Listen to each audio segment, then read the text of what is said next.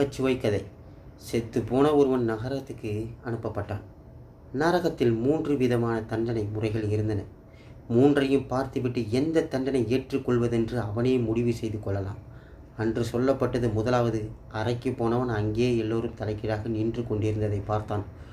ஒவ்வொரு முகத்திலும் வலியின் அவஸ்தை பிரதிபலித்தது.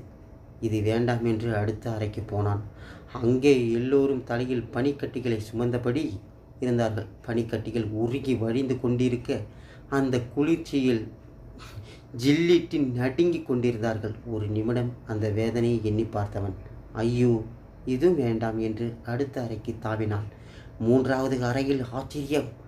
அங்கிருந்தவர்கள் படுநூறிகள் சாப்பிட்டு கொண்டிருந்தார்கள். ஆஹா, இதுதான் நான் தேடி வந்த இடம், இங்கேயே நான் இருந்து விடுகிறேன் என்றுதான் முடிவுகளையும் செய்துவிட்டான்.